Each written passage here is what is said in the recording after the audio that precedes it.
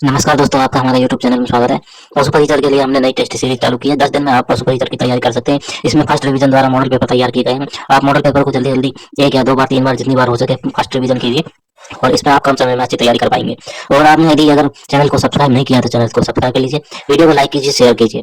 अब देखते हैं आज का हमारा अपना मॉडल पेपर। क्षेत्रफल के अनुसार दिए हुए जिलों का सही अवरोही क्रम है वो कौन सा है?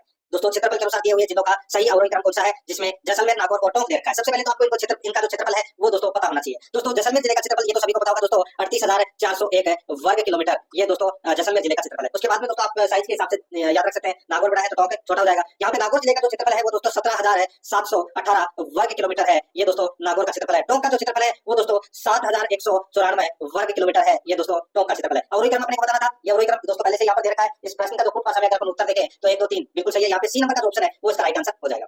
सेकंड नंबर का प्रश्न है, इसमें देखिए मालपुरा करौली के मैदानी भाग है, बताइए किसके भाग है ये मालपुरा करौली के मैदानी भाग, तो इसका राइट आंसर हो जाएगा ये बनास बेसिन का भाग है। यहाँ पर डी नंबर का ऑप्शन राइट आंसर हो जाएगा। और बनास बेसिन के भाग के अंदर दोस्तों टोंक, अजमेर, सवाई माधोपुर और करौली जिले के भूभाग इसमें शामिल होते हैं। यहाँ पर डी नंबर ऑप्शन बिल्कुल सही। 3 नंबर का प्रश्न है, थार मरुस्थल में दांड के नाम से कौन सा जाना जाता है, बताइए दोस्तों। दांड दांड की मैं यहाँ पे बात कर रहा हूँ तो दोस्तों इसका राइट आंसर हो जाएगा यहाँ पे दांड, या आप दांड भी बोल सकते हैं इसको, ठीक है, ये वाला दांड है, ठीक है। तो या इसको ऐसे भी बोल सकते हैं दोस्तों ये डांड, ठीक है। तो ये थार मरुस्थल में डांड के नाम से कौन जाना जाता है, इसका राइट आंसर हो जाएगा चंद्राकार बालू का स्तूप में गर्त है, ये जाने जाते हैं दोस्तों डांड के नाम से। तो यहाँ पर अपना इसमें बी नंबर का ऑप्शन है वो इसका बिल्कुल सही उत्तर हो जाएगा। आगे देखिए यहाँ पे 4 नंबर का प्रश्न है, खस की घास मुख्य रूप से राजस्थान में पाई जाती है, कहाँ पर पाई जाती है ये खस घास, दोस्तों ये भरतपुर व टोंक वन विभाग में पाई जाती है। ये सुगंधित घास है और इनकी जड़ों से तेल निकाला जाता है, इसका राइट आंसर हो जाएगा भरतपुर और टोंक वन विभाग में, ए नंबर का ऑप्शन बिल्कुल सही। 5 नंबर का प्रश्न है, राजस्थानी ऊंट का वैज्ञानिक नाम है, राजस्थानी ऊंट का वैज्ञानिक नाम है वो है दोस्तों केमेलस है ड्रोमेडेरियस, केमेलस ड्रोमेडेरियस, ये राजस्थानी ऊंट का वैज्ञानिक नाम है, ए नंबर का ऑप्शन बिल्कुल सही। 6 नंबर का प्रश्न है, कोपेन के जलवायु वर्गीकरण के अनुसार राजस्थान के किन जिलों में स्टेपी जलवायु पाई जाती है, स्टेपी जलवायु दोस्तों कोपेन के जलवायु वर्गीकरण के अनुसार ये पाई जाती है दोस्तों बाड़मेर, जालोर और जोधपुर जिले में। यहाँ पर सी नंबर का जो ऑप्शन है वो इसका राइट आंसर हो जाएगा। 7 नंबर का प्रश्न है, राजस्थान का अधिकांश भाग किस जलवायु कटिबंध में स्थित है, राजस्थान का अधिकांश भाग किस जलवायु कटिबंध में स्थित है, इसका राइट आंसर हो जाएगा वो है शीतोष्ण कटिबंध में है दोस्तों। ये यहाँ पर बी नंबर का ऑप्शन है वो इसका बिल्कुल सही उत्तर इसमें हो जाएगा, याद रखना, बहुत ही अच्छा प्रश्न है, ठीक है। आगे देखिए दोस्तों यहाँ पर 8 नंबर का प्रश्न है, निम्नलिखित में से किस झील को सीसारमा व बूजड़ा नदियां जलापूर्ति करती है, बताइए किस झील को सीसारमा व बूजड़ा नदियां जलापूर्ति करती है, तो दोस्तों इसका जो राइट आंसर हो जाएगा इसमें वो है इसमें पिछोला झील। यहाँ पर सी नंबर का ऑप्शन बिल्कुल सही उत्तर इसमें हो जाएगा दोस्तों। सीसारमा व बूजड़ा नदियां है वो इस झील को जलापूर्ति करती है, कौन सी झील को, पिछोला झील को, ये आपको इसमें याद रखना है, ठीक है। आगे देखिए दोस्तों यहाँ पे 9 नंबर का प्रश्न है, सही सुमेलित चुनना है, सही सुमेलित अपने को यहाँ पर क्या करना है, चुनना है। देखिए बीसलपुर बांध बनास नदी पर बना हुआ है, ये बिल्कुल सही कथन है दोस्तों यहाँ पे। दूसरा देखिए मेजा बांध कोठारी नदी पर बना हुआ है, यहाँ पे खाली नदी गलत दे रखा है। सिद्धमुख नहर, ये दोस्तों सिद्धमुख नहर है ये रावी व्यास नदी से निकाली गई है, यहाँ पर यमुना नदी है वो गलत दे रखा है। पोंग बांध ये दोस्तों व्यास नदी पर है, यहाँ पर चंबल नदी है ये भी गलत दे रखा है। इस प्रश्न का right answer A number option हो जाएगा। 10 नंबर का प्रश्न है, गजनेर लिफ्ट नहर का नया नाम क्या है, दोस्तों गजनेर लिफ्ट नहर का नया नाम क्या है, इसका जो राइट आंसर हो जाएगा वो है पन्नालाल बारूपाल लिफ्ट नहर, पन्नालाल बारूपाल लिफ्ट नहर, ए नंबर का जो ऑप्शन है वो इसका बिल्कुल सही उत्तर इसमें हो जाएगा। आगे देखिए दोस्तों यहाँ पे 11 नंबर का प्रश्न है, सूची फर्स्ट को सूची सेकंड से सम्मिलित करना है। सूची फर्स्ट में दोस्तों यहाँ पे लिफ्ट नहर दे रखी है और सूची सेकंड में दोस्तों यहाँ पे लाभान्वित जिले दे रखे हैं। देखिए यहाँ पे सबसे पहले मैं आपको बताऊं, जयनारायण व्यास जो लिफ्ट नहर है इससे लाभान्वित जिले है वो है दोस्तों जोधपुर ग्रामीण और जैसलमेर, ठीक है, जोधपुर ग्रामीण और जैसलमेर, यानी कि पहले का 3 हो जाएगा। तो चौधरी कुंभाराम लिफ्ट नहर से दोस्तों हनुमानगढ़ और चूरू जिले को लाभान्वित होते हैं, यहाँ पानी मिलता है, ठीक है। और पन्नालाल बारूपाल से दोस्तों बीकानेर, अनूपगढ़, डीडवाना, कुचामन, नागौर, ये जिले लाभान्वित होते हैं दोस्तों पन्नालाल बारूपाल लिफ्ट नहर से। और डॉक्टर करणी सिंह लिफ्ट नहर से दोस्तों जोधपुर ग्रामीण, अनूपगढ़, बीकानेर, ये जिले लाभान्वित होते हैं। यहाँ पर अपना इसमें राइट आंसर क्या हो जाएगा, वो हो जाएगा दोस्तों देखिए 3 4 1 2 3 4 1 2 कुटुंब समय अगर अपन देखें तो दोस्तों यहाँ पर सी नंबर का ऑप्शन आपको दिखाई दे रहा होगा, यही अपना सही उत्तर हो जाएगा।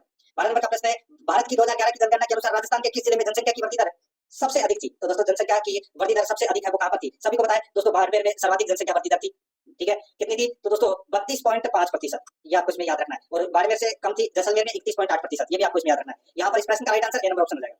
आगे देखिए 2011 की जनगणना के अनुसार राजस्थान के संबंध में कौन सा सही सुमेलित है, कौन सा सही सुमेलित है वो अपने को यहाँ पर बताना है दोस्तों। देखिए हिंदू हिंदू कौन सा इसमें सही सुमेलित है वो बताना है, सिर्फ एक ही सही सुमेलित है दोस्तों, हिंदू 79.93%, ये गलत हो जाएगा दोस्तों, ये है 88.49% हिंदू है। मुसलमान की मैं बात करूं तो दोस्तों यहाँ पे 20.07% दे रखा है, तो ये गलत हो जाएगा, ये है दोस्तों 9.07%। ईसाई है वो है दोस्तों 0.14%, ठीक है, 0.14% है, तो ये भी इसमें 5.27 दे रखा है, ये भी गलत हो जाएगा। सिख 1.27%, ये दोस्तों इसमें बिल्कुल सही है। यहाँ पर अपना डी नंबर का जो ऑप्शन है वो इसका राइट आंसर हो जाएगा, ये 2011 की जनगणना के अनुसार, ठीक है, ये धार्मिक जनसंख्या का प्रतिशत है, यहाँ पर डी नंबर का ऑप्शन बिल्कुल सही उत्तर हो जाएगा। 14 नंबर का प्रश्न इसमें देखिए, राजस्थान राज्य राजमार्ग विकास परियोजना सेकंड निम्न में से किस बैंक द्वारा वित्त पोषित है, तो दोस्तों ये वित्त पोषित है विश्व बैंक के द्वारा, राइट आंसर हो जाएगा यहाँ पे बी नंबर का ऑप्शन है वो इसका बिल्कुल सही। नेक्स्ट आगे देखिए 15 नंबर प्रश्न है, राजस्थान में कितने रेलवे मंडल अवस्थित हैं, तो दोस्तों राजस्थान में कितने रेलवे मंडल अवस्थित हैं, दोस्तों राइट आंसर हो जाएगा, शुरुआत में दोस्तों 4 थे लेकिन अब वर्तमान में दोस्तों 5 है, ठीक है, तो इसका राइट आंसर हो जाएगा 5 है, सी नंबर का ऑप्शन बिल्कुल सही, 5 रेलवे मंडल है, जयपुर, अजमेर, बीकानेर, जोधपुर और कोटा, ठीक है। नेक्स्ट आगे देखिए 16 नंबर का प्रश्न है, निम्न में से कौन सी रबी की फसल नहीं है? दोस्तों रबी की फसल गेहूं है, जो है मसूर है, चावल है, ये दोस्तों मैं आपको बताऊं ये रबी की फसल है, ये नहीं है। तो यहाँ पर अपना इसमें राइट आंसर क्या हो जाएगा?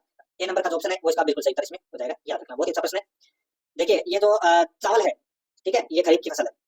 ए नंबर ऑप्शन बिल्कुल सही। 17 नंबर प्रश्न है, राजस्थान का दूसरा सबसे बड़ा सौर ऊर्जा पार्क कहाँ स्थापित किया जा रहा है? तो दोस्तों ये स्थापित किया जा रहा है नोक जैसलमेर में, यानी कि नोखा जैसलमेर में ये स्थापित किया जा रहा है। राइट आंसर हो जाएगा सी नंबर का ऑप्शन बिल्कुल सही हो जाएगा इसमें।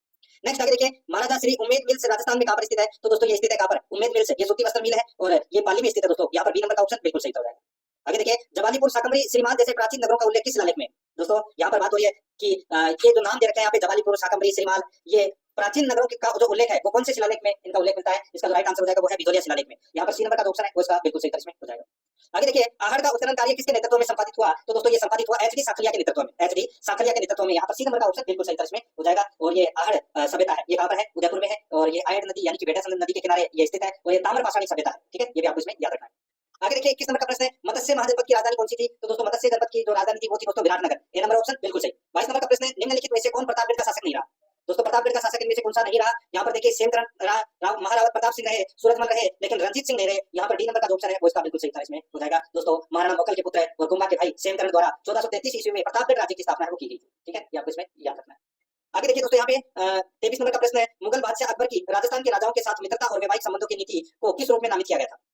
मुगल बादशाह अकबर की राजस्थान के राजाओं के साथ मित्रता और वैवाहिक संबंधों की नीति को किस रूप में नामित किया गया था? इसका राइट आंसर हो जाएगा राजपूत नीति के नाम से। यहाँ पर दोस्तों बी नंबर का ऑप्शन बिल्कुल सही इसमें हो जाएगा। राजपूतों को उच्च पद प्रदान करना, राजपूतों से वैवाहिक संबंध स्थापित करना, धार्मिक सहिष्णुता की नीति, राजपूत राजाओं का अभ्यादान, राजपूत की शक्ति का प्रयोग, ये था दोस्तों, ठीक है। यहाँ पर इसमें राजपूत नीति इसका सही हो जाएगा, बी नंबर ऑप्शन। नेक्स्ट आगे देखिए, राजस्थान में 1857 में पहला विद्रोह कब और कहां हुआ था? दोस्तों जो पहला विद्रोह है ये 28 मई 1857 को नसीराबाद में हुआ था। यहाँ पर ए नंबर का ऑप्शन है वो इसका बिल्कुल सही हो जाएगा।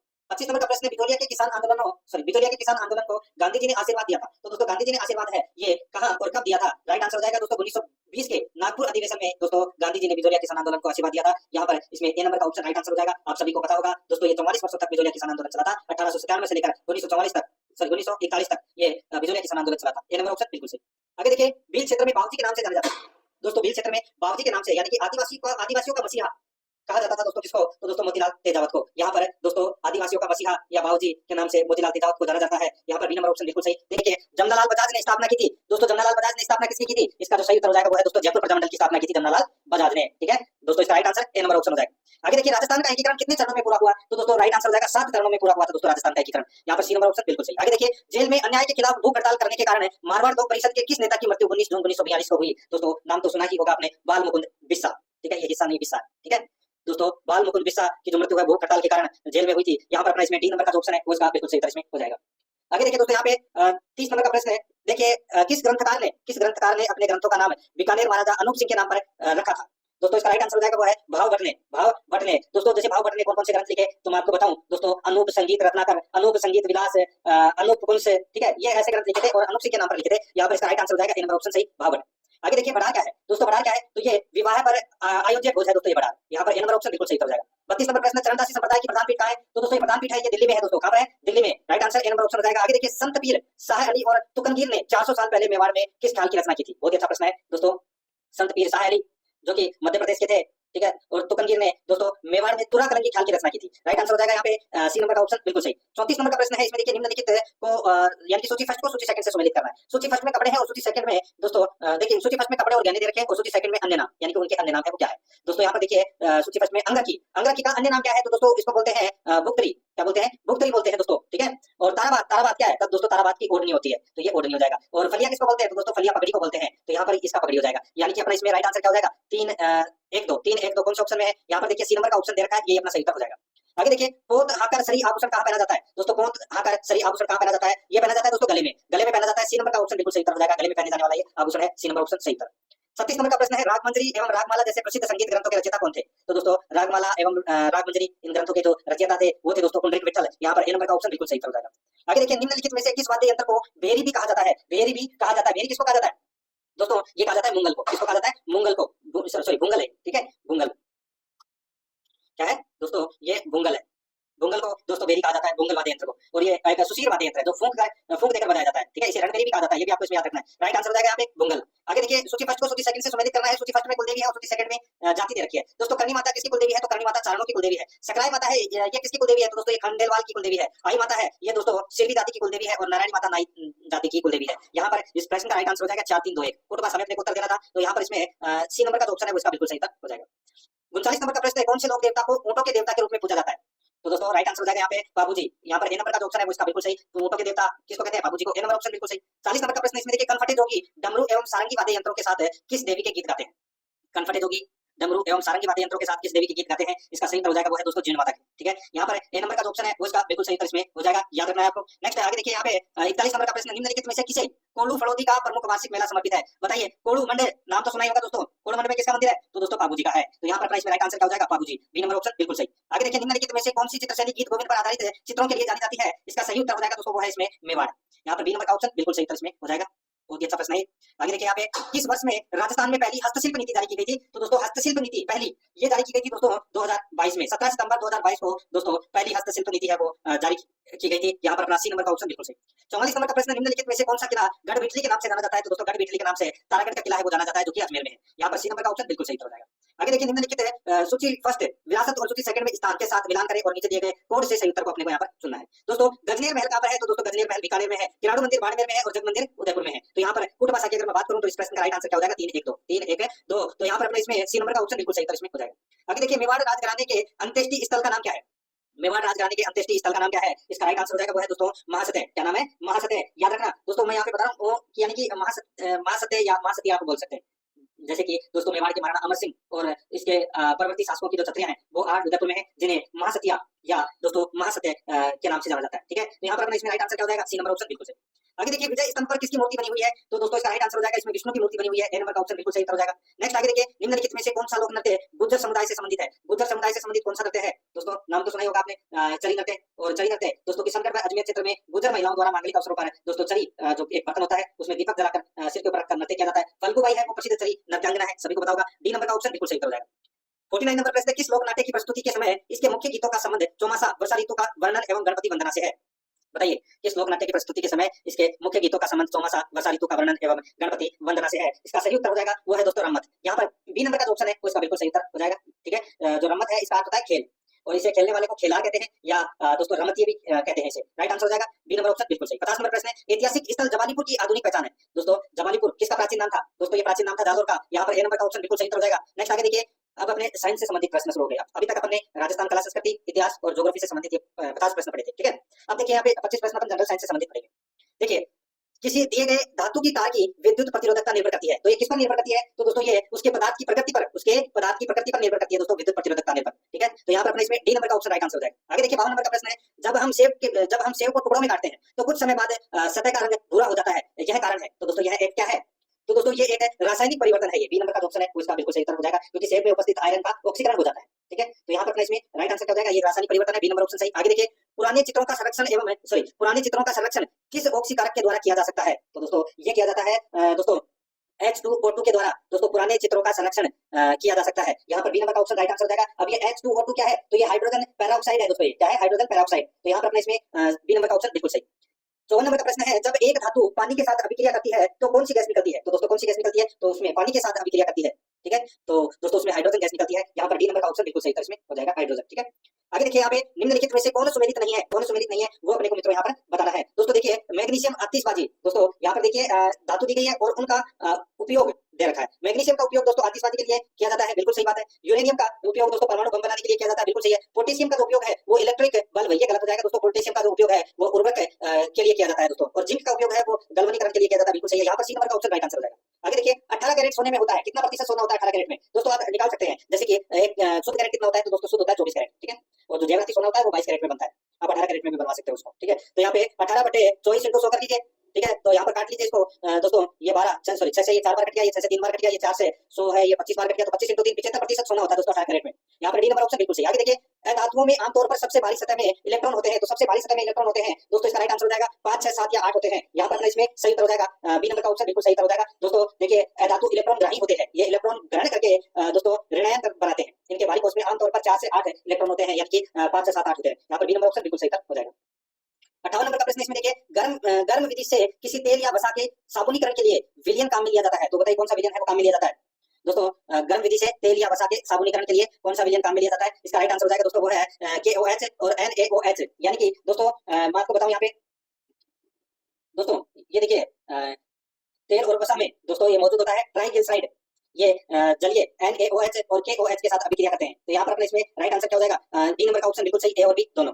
आगे देखिए, एक वस्तु किसी उत्तल लेंस के 2f1 पर रखी है, उसका प्रतिबिंब बनेगा दोस्तों, उसका प्रतिबिंब है वो कहाँ बनेगा? उसका प्रतिबिंब बनेगा दोस्तों 2f2 पर बनेगा। यहाँ पर अपने इसमें right answer C number option हो जाएगा। आगे देखिए, दूरदृष्टि रोग के मरीज को चश्मा दिया जाता है, तो कौन सा चश्मा दिया जाता है? तो दोस्तों उत्तल लेंस का चश्मा दिया जाता है। यहाँ पर सी नंबर का ऑप्शन राइट आंसर हो जाएगा, याद रखना।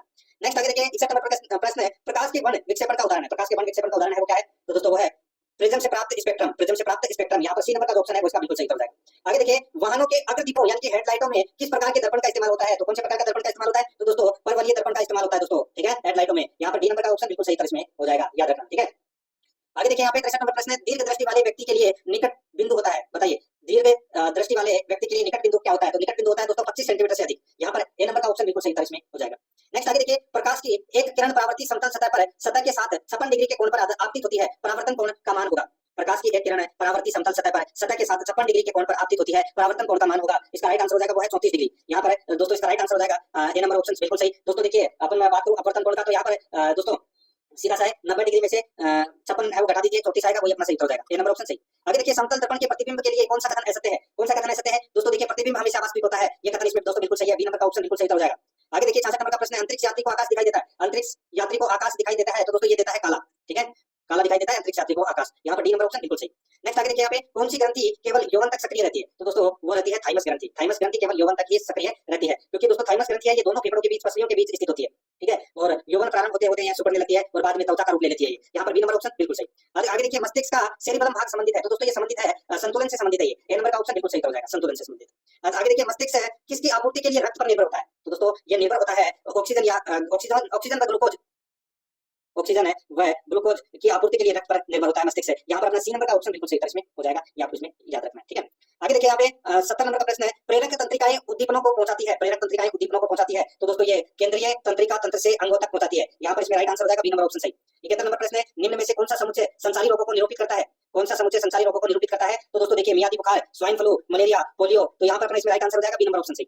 आगे देखिए दोस्तों, एलिसा निम्नलिखित में से क्या है? तो दोस्तों एलिसा क्या है? सभी को पता होगा दोस्तों, ये दोस्तों एड्स का पता लगाने के लिए एक जांच है ये एलिसा। यहाँ पर अपना इसमें बी नंबर ऑप्शन बिल्कुल सही।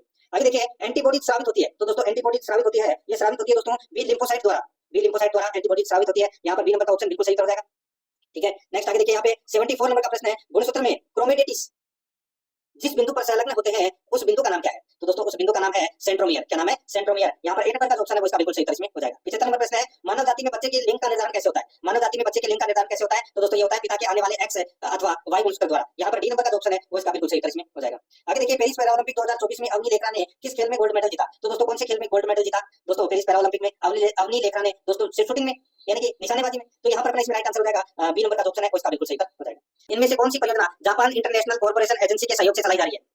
तो दोस्तों वो है राजस्थान वानिकी एवं जैव विविधता परियोजना है, ये जापान इंटरनेशनल कॉर्पोरेशन एजेंसी के सहयोग से चलाई जा रही है। यहाँ पर बी नंबर का ऑप्शन राइट आंसर हो जाएगा। आगे देखिए, भारतीय वायुसेना के विशिष्ट 18 फ्लाइंग बुलेट्स स्क्वाड्रन में शामिल होने वाली पहली महिला फाइटर पायलट कौन है? तो वो है दोस्तों मोहना सिंह। कौन है? मोहना सिंह। यहाँ पर सी नंबर का ऑप्शन बिल्कुल सही इसमें हो जाएगा। आगे देखिए, यहाँ पे 79 नंबर का प्रश्न, हाल ही में किसने प्रोजेक्ट नमन का पहला फेज लॉन्च किया है?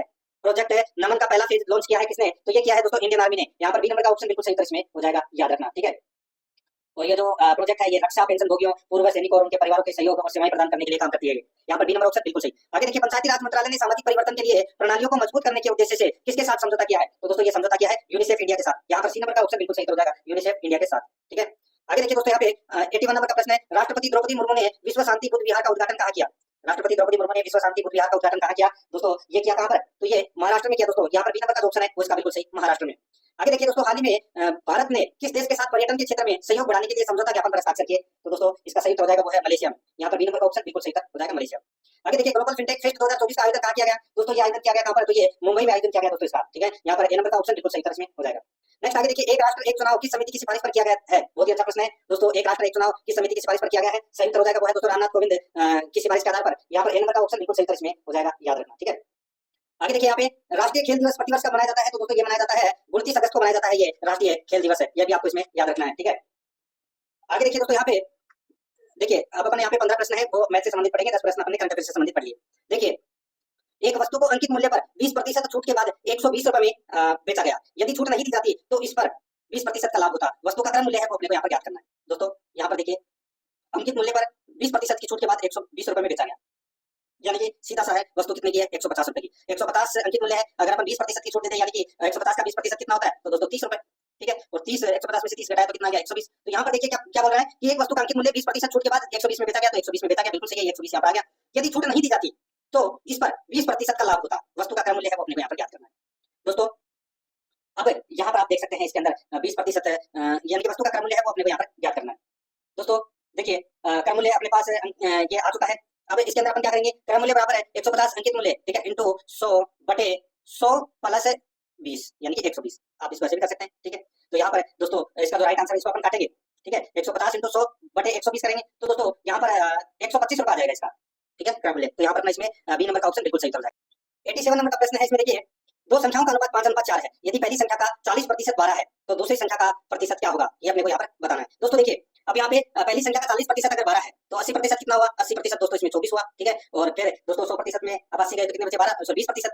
अब यहाँ पे 12 का आधा कर लीजिए तो इसका हो जाएगा 6, ठीक है। तो यहाँ पे 24 है और 6 कितने होते हैं दोस्तों 30, ठीक है। ये दो संख्याओं का अनुपात में 5 है, वो 5 बराबर कितना है 30 है, तो यानी कि 6 पंजे 30, 6 एक बराबर कितना है 6, तो 4 बराबर कितना होगा 24, ठीक है। तो यानी कि 5 का तो हो गया 30 और 4 का हो गया इसमें 24। अब यहाँ पर देखिए तो दूसरी संख्या का प्रतिशत क्या होगा, दोस्तों दूसरी संख्या का जो प्रतिशत है वो क्या होगा वो अपने को यहाँ पर बताना है। दोस्तों अब यहाँ पर आप देख सकते हैं इसके अंदर दोस्तों देखिए x बराबर अपना आ गया कितना 6, ठीक है। तो अब यहाँ पे दूसरी संख्या देखिए अनुपात में कितना है 4x, तो यहाँ पे 4x का दोस्तों अपने को 50% निकालना है, ठीक है। तो यहाँ पर दोस्तों कितना आएगा तो 4 इंटू 6 बटे 1/2, तो यहाँ पे 12 आएगा, तो यहाँ पर सी नंबर का ऑप्शन राइट आंसर हो जाएगा 12। आगे देखिए किसी संख्या की 72% 90 है, इसकी संख्या कितनी है वो अपने को बताना है। किसी संख्या की 72% 90 है, संख्या कितनी है दोस्तों सीधा सा है, यहाँ पे संख्या इंटू 72 बटे 100 बराबर कितना दे रखा है 90। तो दोस्तों क्या करेंगे, कैसे लिखेंगे इसको अपन, तो 90 इंटू 100 बटे 72, बस इसको 18 पंजे 90 और 18 चौके 72, ये 4 से 100 है, कितनी बार कटा 25 बार, ठीक है। तो 5 इंटू 25 कितने हो गए 125, तो यहाँ पर इसमें बी नंबर ऑप्शन बिल्कुल सही हो जाएगा। 89 नंबर का प्रश्न इसमें देखिए एक मेज 13% लाभ पर बेची जाती है, एक मेज 13% लाभ पर बेची जाती है, यदि इसे 25 रुपए अधिक में बेचा जाता है तो लाभ 18% होता है। मेज का लागत मूल्य क्या है दोस्तों, एक मेज 13% पर लाभ पर बेची जाती है, ठीक है। यदि इसे 25 रुपए अधिक में बेचा जाता तो 18% लाभ होता। तो दोस्तों यहाँ पर देखिए 5% बराबर कितना हो गया, यहाँ पर 25, ठीक है। तो 1% बराबर कितना हो गया, तो दोस्तों 1% बराबर 5, तो 100% बराबर कितना हो गया दोस्तों, 100% बराबर कितना हो गया 500। तो यहाँ पर अपना इसमें राइट आंसर क्या हो जाएगा 500, बी नंबर का ऑप्शन बिल्कुल सही। आगे देखिए एक व्यापारी के पास 80 केजी चावल है जिसकी कुल मात्रा वह 15% के लाभ पर तथा शेष 5% की हानि पर बेचता है, ठीक है। एक व्यापारी के पास 80 किलो चावल है जिसकी कुल मात्रा वह 15% के लाभ पर और शेष 5% की हानि पर बेचता है। पूरे लेनदेन में 12% का लाभ होता है। उसने चावल की कितनी मात्रा 15% लाभ पर बेची। अब दोस्तों यहाँ पर देखिए आप ऑप्शन के अनुसार आप ये कर सकते हैं। ऑप्शन के अनुसार दोस्तों यहाँ पे 68% यानी कि 68 किलो इसका राइट आंसर हो जाएगा। 68 किलो है वो 15% लाभ पर बेची, ठीक है। और बाकी की दोस्तों 5% हानि पर बेची, तो आपको ऑटोमेटिक है वो पता लग जाएगा इसमें। तो यहाँ पर बी नंबर का ऑप्शन इनको निकाल के और मल्टीप्लाई कर लीजिए, फिर घटा दीजिए, राइट आंसर आपके पास में जाएगा। बी नंबर ऑप्शन बिल्कुल सही 68 किलो। आगे देखिए 4500 की एक राशि चक्रवर्ती ब्याज की दर से उधार दी जाती है, यदि वार्षिक ब्याज दर 10% है तो 3 वर्षों पश्चात धनराशि क्या होगी। देखिए 4500 रुपए की राशि चक्रवर्ती ब्याज की दर से उधार दी जाती है, यदि वार्षिक ब्याज दर है वो 10% है, ठीक है। ब्याज का संयोजन वार्षिक किया गया है तो 3 वर्षों के पश्चात धनराशि, भाई 4500 का आप 10% निकाल लीजिए, कितना होगा 450। अब या तो आप इसको ऐसे कर सकते हैं कि डायरेक्ट ऐसे ही कर लीजिए दोस्तों, मैं आपको बता देता हूँ। यहाँ पर 4500 इंटू कितना है 10%, तो 110 बटे 100 इंटू 110 बटे 100 इंटू 110 बटे 100, ठीक है। इसको ऐसे कर लीजिए, 0 से 0 कट गई, 0 से 0 कट गई, 0 से 0 कट गई। अब यहाँ पर दोस्तों देखिए 1 0 से 1 2 0 ये कट गई, ये भी कट गई, ठीक है। अब अपने पास में बचा 10, तो 10 से 5 से ये दोस्तों 2 बार कट गया और ये 9 बार कट गया, ठीक है। अब दोस्तों यहाँ पे 11 इंटू 11 इंटू 11 इंटू 9 बटे 2 कर लीजिए, आपका राइट आंसर निकल कर आ जाएगा दोस्तों 5989.5, ठीक है। तो यहाँ पर अपने इसमें सी नंबर का ऑप्शन बिल्कुल सही हो जाएगा। आगे देखिए 92 नंबर का प्रश्न है, एक मशीन का क्रय मूल्य 20% की वार्षिक दर से कम होता है, यदि उसका वर्तमान मूल्य 96,000 है तो 2 वर्ष पूर्व मशीन का जो क्रय मूल्य है वो क्या होगा। दोस्तों देखिए यहाँ पे पूछा है कि एक मशीन का क्रय मूल्य 20% वार्षिक की दर से कम होता है, 20% वार्षिक दर से कम होता है, यदि उसका वर्तमान मूल्य 96,000 है तो 2 वर्ष पूर्व मशीन का मूल्य है वो क्या होगा। दोस्तों सीधा सा है भाई, अपने को इसमें क्या करना है 20% है वो जोड़ते हुए चलना है, ठीक है। तो यहाँ पर ऑप्शन के अनुसार भी दोस्तों आप इसको कर सकते हैं, ठीक है। जैसे कि मैं आपको बताऊं कि ऑप्शन के अनुसार मैंने उठा लिया 1.5 लाख, ठीक है। अब 1.5 लाख का 20% कितना होता है तो दोस्तों 30,000 होता है, तो बचे कितने अपने पास में 20,000, यानी कि 1,20,000 बचे, ठीक है। अब 1,20,000 का अपन फिर 20% निकालेंगे दूसरे साल का, तो दोस्तों कितना हो जाएगा, तो दोस्तों ये 24,000 हो जाएगा। कितना हो जाएगा 24,000, तो अपन इसमें से क्या करेंगे 24,000 माइनस कर देंगे, तो अपना 96,000 आना चाहिए, ठीक है। तो 96,000 आ रहा है, 120 1,20,000 में से 24,000 गए तो 96,000 आ रहे हैं, तो ये अपना सही हो जाएगा। यहाँ पे 1,50,000 इसका बिल्कुल सही हो जाएगा। आगे देखिए 10,650 की एक राशि 5% साधारण ब्याज की दर से 1 वर्ष में दोस्तों यहाँ पर देखिए 3724 ब्याज अर्जित करती है, एक्स का मान है वो अपने को यहाँ पर ज्ञात करना है। ठीक है, अब दोस्तों इसके अंदर आप देख सकते हैं 10,640 की एक राशि 5% साधारण ब्याज की दर से, यहाँ पे एक नहीं सॉरी एक्स कर देना, यहाँ पे एक्स वर्षों में 3724 ब्याज अर्जित करती है, तो एक्स का मान है वो अपने को यहाँ पर ज्ञात करना है। तो कितने वर्षों में ये ब्याज की राशि है वो 3724 है, वो हो जाएगी 5% साधारण ब्याज की दर से। दोस्तों अब यहाँ पे देखिए आपको क्या करना है, 10,664 का सॉरी 10,640 का 5% निकाल लीजिए, तो कितना होगा दोस्तों 532, कितना होगा 532 होगा। अब ये जो 3724 दे रखा है इसमें 532 का भाग दे दीजिए, तो 5 में 35, तो भाई 7 वर्ष हो गया इसका राइट आंसर। ठीक है, यहाँ पर अपना इसमें राइट आंसर क्या हो जाएगा दोस्तों 7 वर्ष, बी नंबर का ऑप्शन बिल्कुल सही। आगे देखिए दोस्तों यहाँ पे उन वर्षों की संख्या ज्ञात करें जिनमें 8% है प्रति वर्ष की साधारण ब्याज की दर से निवेश की गई एक राशि दुगनी हो जाती है।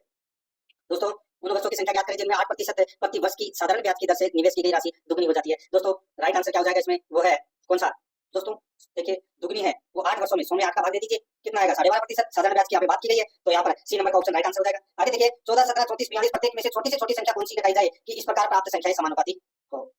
दोस्तों अब यहाँ पर आप देख सकते हैं देखिए 14, 17, 34, 42 प्रत्येक में से छोटी संख्या कौन सी घटाई जाए कि इस प्रकार प्राप्त संख्याएं समानुपाती हो। ऑप्शन के अनुसार आप देख लीजिए इसका राइट आंसर दोस्तों इनमें सब में दो घटा के देख लीजिए, 12, 15, 32 और 40। ठीक है, तो इसका जो राइट आंसर क्या हो जाएगा वो हो जाएगा दोस्तों ए नंबर का ऑप्शन बिल्कुल सही। ठीक है, आगे देखिए दोस्तों यहाँ पे 96 नंबर का प्रश्न है, यदि mn बराबर 3:2 हो तो 4m + 5n समानुपात सॉरी अनुपात 4m - 5n का मान है वो क्या होगा।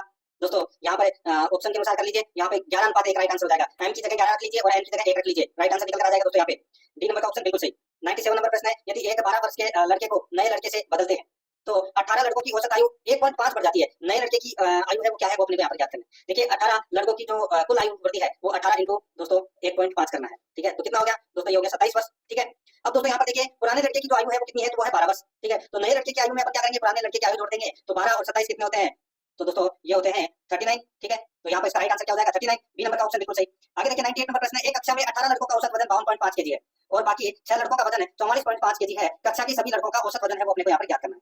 ठीक है, दोस्तों यहाँ पर देखिए 18 लड़कों का जो कुल वजन है वो कितना है 52.5 किलो, तो यहाँ पे 18 इंटू 52.5 किलो से मल्टीप्लाई करेंगे तो कितना आ जाएगा दोस्तों, ये आ जाएगा 945 केजी। ठीक है, 945 केजी। अब दोस्तों आगे देखिए बाकी 6 लड़कों का वजन 44.5 केजी है, तो दोस्तों यहाँ पर अपन ऐसे करेंगे 6 इंटू 44.5 केजी से मल्टीप्लाई करेंगे तो कितना आ जाएगा, तो दोस्तों ये आ जाएगा 267 केजी। ठीक है, अब दोस्तों कक्षा में सभी लड़कों का औसत वजन है वो ज्ञात करना है, तो दोस्तों 945 और 267 कितने होते हैं, ये होते हैं दोस्तों 1200 नोट तो 11 12। ठीक है, तो ये हो जाएंगे दोस्तों 1212। ठीक है, और लड़के कितने हो गए, तो दोस्तों लड़के हो गए यहाँ पे 18 और से कितने होते हैं 24, तो 1212 के अंदर 24 का भाग दे दीजिए, आपका राइट आंसर निकल कर आ जाएगा 50.5 केजी। तो यहाँ पर ए नंबर का ऑप्शन बिल्कुल सही। आगे देखिए दो संख्याओं में मैसअप है यानी कि एचसीएफ और लेसअप है यानी कि एलसीएम क्रमशः 44 और 264 है, यदि पहली संख्या को 2 से विभाजित किया जाए तो भागफल 44 प्राप्त होता है, दूसरी संख्या क्या है दोस्तों, यहाँ पर देखिए यहाँ पर देखिए एचसीएफ दे रखा है 44। ठीक है, यदि पहली संख्या को 2 से विभाजित किया जाता है तो दोस्तों दो संख्याओं का गुणनफल बराबर एलसीएम और एचसीएफ। ठीक है, तो यहाँ पे 88 आएगा दोस्तों इसमें। ठीक है, 88 इंटू दूसरी संख्या बराबर, ठीक है ये द्वितीय संख्या बराबर दोस्तों 44 इंटू 264, तो दोस्तों 88 क्या जाएगा नीचे जाएगा। ठीक है, द्वितीय संख्या अपने को यहाँ पर निकालनी है, तो 44 ये गया कितनी बार 2 बार। ठीक है, 44 से 88 कटा 2 बार और 264 में आप 2 का भाग दे लीजिए, कितना आ जाएगा 132, तो यहाँ पर इसका राइट आंसर कितना हो जाएगा 132 आएगा दोस्तों ये। ठीक है, 132 बी नंबर का ऑप्शन राइट आंसर हो जाएगा यहाँ पे। आगे देखिए भाई छोटी से छोटी संख्या ज्ञात कीजिए जिसमें 5 से 8 9 और 12 से विभाजित करने पर प्रत्येक स्थिति में 4 शेष बचे। दोस्तों यहाँ पर देखिए सीधा सा है, आप इसको ऐसे कर सकते हैं 5 6 8 9 12 में आप दोस्तों यहाँ पे 2 का भाग देते हुए चलिए। ठीक है, जो भी आएगा इसमें वो एलसीएम आ जाएगा। ठीक है, 360 निकल कर आ जाएगा दोस्तों यहाँ पे बी नंबर का ऑप्शन बिल्कुल सही। आगे देखिए अब दोस्तों यहाँ पे अपन जो प्रश्न करने वाले हैं वो पशुपालन से संबंधित प्रश्न है वो करने वाले हैं। ठीक है, देखिए यहाँ पे उम्र बढ़ने के साथ खुरों की परिवर्तित हो जाती है, तो दोस्तों परिवर्तित हो जाती है, तो ये हो जाती है दोस्तों आकार और चमक दोनों परिवर्तित हो जाती है, सी नंबर का ऑप्शन राइट आंसर हो जाएगा। आगे देखिए भारत में वनों के संरक्षण में निम्नलिखित में से कौन सी प्रमुख चुनौती नहीं है, तो दोस्तों प्रमुख चुनौती है वो कौन सी नहीं है, तो वो है सरकारी नीतियों और विनियमों का अभाव, यहाँ पर C number option right answer. 103 number का प्रश्न इसमें देखिए यदि दूध का CLR 28 है तो दूध का विशिष्ट गुरुत्व होगा, तो दोस्तों दूध का विशिष्ट गुरुत्व है वो 1.08 से 1.032 तक होता है। ठीक है, तो यहाँ पर इसका CLR दोस्तों 28 दे रखा है, तो 28 में 1000 का भाग दे लीजिए और प्लस कर लीजिए, तो यहाँ पर दोस्तों 1.028 इसका राइट आंसर हो जाएगा। ठीक है, सी नंबर ऑप्शन बिल्कुल सही। आगे देखिए रानीखेत रोग किस विषाणु द्वारा फैलता है, ये फैलता है दोस्तों पैरामिक्सो वायरस के द्वारा, बी नंबर का ऑप्शन बिल्कुल सही। 105 नंबर का प्रश्न इसमें देखिए निम्न में से पशु प्रजनन प्रबंधन में शामिल है, पशु प्रबंधन में शामिल है, तो क्या शामिल है दोस्तों, देखिए गामित होने पर 2 माह बाद गर्भ की पुष्टि करवाना, पशु के ब्याने के 60 से 90 दिन के भीतर मत आना, बछड़ों का भार 300 केजी व उम्र 3 वर्ष होने पर भी मद लक्षण तो उपचार कराना, तो दोस्तों इसमें राइट आंसर क्या हो जाएगा, ये तीनों कथन पशु प्रबंधन से संबंधित बिल्कुल सही है, डी नंबर का ऑप्शन राइट आंसर हो जाएगा। आगे देखिए दूध पास्चुरीकरण की फ्रेश विधि में तापमान होता है, ये तापमान होता है दोस्तों 80 डिग्री से दोस्तों सॉरी 80 डिग्री सेल्सियस या 175 डिग्री फारेनहाइट। ठीक है, तो यहाँ पर अपना इसमें राइट आंसर क्या हो जाएगा, ए नंबर ऑप्शन बिल्कुल सही। आगे देखिए पशुओं के चारा काटने में सहायक है, पशुओं के चारा काटने में सहायक है, इसका राइट आंसर हो जाएगा वो है दोस्तों दंतिपुरा, दंतुपुरा। ठीक है, तो यहाँ पर अपना इसमें राइट आंसर हो जाएगा, ये आपको इसमें याद रखना दंतिपुरा। आगे देखिए गर्भर टेस्ट का उपयोग किया जाता है, गर्भर टेस्ट का उपयोग किया जाता है, तो दोस्तों इसका राइट आंसर हो जाएगा, बताइए गर्भर टेस्ट का जो उपयोग है वो किया जाता है दोस्तों दूध में वसा का प्रतिशत ज्ञात करने के लिए। यहाँ पर बी नंबर का ऑप्शन राइट आंसर हो जाएगा। आगे देखिए गरिमा सेकंड नाम संबंधित है, तो ये संबंधित नाम है, यह है दोस्तों क्लोन्ड भैंस से संबंधित है दोस्तों ये गरिमा सेकंड। यहाँ पर ए नंबर का ऑप्शन बिल्कुल सही था, इसमें हो जाएगा। ठीक है, अगस्त 2010 में भैंस का गरिमा सेकंड नामक एक क्लोन विकसित किया गया था करनाल में, हरियाणा के अंदर। यहाँ पर ए नंबर ऑप्शन बिल्कुल सही। आगे देखिए मुर्गी की भारतीय नस्ल है तो वो कौन सी है, तो वो है दोस्तों असील। यहाँ पर बी नंबर का ऑप्शन बिल्कुल सही था, इसमें हो जाएगा भारतीय नस्ल। नेक्स्ट आगे देखिए टी आकार का गर्भाशय किस मादा में पाया जाता है, तो दोस्तों ये पाया जाता है घोड़ी में। यहाँ पर सी नंबर ऑप्शन बिल्कुल सही। आगे देखिए मुर्गी की किस नस्ल का मांस काला एवं स्वादिष्ट होता है, राइट आंसर हो जाएगा वो है कड़कनाथ का। यहाँ पर ए नंबर का ऑप्शन बिल्कुल सही, कड़कनाथ विश्व की सबसे हल्की नस्ल है। ठीक है, तो यहाँ पर अपना इसमें ए नंबर ऑप्शन सही। आगे देखिए फड़किया रोग से संबंधित सही तथ्य है, फड़किया रोग से संबंधित सही तथ्य कौन सा है, देखिए यह रोग अधिक गर्भाशय ऋतु में फैलता है, बिल्कुल सही है। यह रोग अधिक प्रोटीन युक्त हरा चारा खा लेने से तीव्रता से बढ़ता है, बिल्कुल सही है। यह रोग क्लास्ट्रीडियम परफिजेंस नामक जीवाणु के विष के कारण पैदा होता है, बिल्कुल सही है। तो यहाँ पर इसका राइट आंसर हो जाएगा सभी, डी नंबर का ऑप्शन बिल्कुल सही। आगे देखिए संयुक्त वन प्रबंधन कार्यक्रम के लिए किस अंतर्राष्ट्रीय संगठन ने भारत के साथ सहयोग किया, तो इसका संयुक्त हो जाएगा वो है दोस्तों विश्व बैंक। यहाँ पर बी नंबर का ऑप्शन बिल्कुल सही हो जाएगा, विश्व बैंक। 115 नंबर प्रश्न, दूध के बर्तनों की स्वच्छता का मुख्य उद्देश्य क्या है, दूध के बर्तनों की स्वच्छता का मुख्य उद्देश्य क्या है, राइट आंसर हो जाएगा नाशक जीवों को मारना। यहाँ पर सी नंबर का ऑप्शन राइट आंसर हो जाएगा नाशक जीवों को मारना। आगे देखिए दूध की शुद्धता किसके द्वारा नापी जाती है, तो दोस्तों ये लैक्टोमीटर के द्वारा नापी जाती है, बी नंबर का ऑप्शन बिल्कुल सही, तो सभी को पता होगा। आगे देखिए गाय की दुग्ध शिराओं में होता है, दुग्ध शिराओं में दोस्तों रक्त होता है, यहाँ पर सी नंबर का ऑप्शन राइट आंसर हो जाएगा। आगे देखिए मुर्गी कितने समय में अंडा देना प्रारंभ करती है, तो दोस्तों मुर्गी है ये 20 सप्ताह में अंडा देना प्रारंभ है वो कर देती है। ठीक है, आगे देखिए दोस्तों यहाँ पे गाय की किस नस्ल के दूध में सर्वाधिक वसा का प्रतिशत पाया जाता है, इसका सही उत्तर हो जाएगा वो है दोस्तों रेड सिंधी। रेड सिंधी नस्ल की गाय में वसा का प्रतिशत है वो सर्वाधिक पाया जाता है 4.9%। ठीक है, आगे देखिए दोस्तों यहाँ पे सर्वाधिक कैरोटीन किसमें पाई जाती है, सर्वाधिक कैरोटीन दोस्तों चीज में पाई जाती है, यहाँ पर डी नंबर का ऑप्शन राइट आंसर हो जाएगा। आगे देखिए सीरम तथा वैक्सीन को पशु में एक साथ लगाना कहलाता है, तो दोस्तों इसको कहलाता है सीरो वैक्सीनेशन, यहाँ पर बी नंबर ऑप्शन बिल्कुल सही। आगे देखिए पशुओं के लिए आवास बनाते समय ध्यातव्य बिंदु है, तो वो बिंदु कौन सा है, तो वो है दोस्तों पशु आवास हवादार व आरामदायक हो, मौसम की विषम परिस्थितियों से बचाता हो, पशुओं को जंगली जानवरों तथा चोर उचक्कों से बचाता हो, इसका राइट आंसर हो जाएगा उपरोक्त सभी, डी नंबर ऑप्शन बिल्कुल सही। आगे देखिए दूध दोहने की सर्वोत्तम विधि है, तो दोस्तों वो विधि है फिस्टिंग विधि, यहाँ पर बी नंबर ऑप्शन बिल्कुल सही, फिस्टिंग विधि। आगे देखिए स्वस्थ पशु में दिखने वाले लक्षण है, स्वस्थ पशु में दिखने वाले लक्षण है तो वो कौन से हैं, तो दोस्तों चमकदार त्वचा, सामान्य श्वसन, सतर्क आंखें, इसका राइट आंसर हो जाएगा उपरोक्त सभी, डी नंबर ऑप्शन बिल्कुल सही। आगे देखिए फुर्तीली एवं लंबा सफर तय करने वाली व्यक्ति नस्ल है तो वो कौन सी है, तो वो है दोस्तों मारवाड़ी, ए नंबर ऑप्शन बिल्कुल सही। आगे देखिए नए पैदा हुए बछड़े को खीस कितने दिनों तक पिलानी चाहिए, तो दोस्तों खीस है वो 10 दिनों तक पिलानी चाहिए, बी नंबर का ऑप्शन बिल्कुल सही। आगे देखिए भेड़ बकरियों में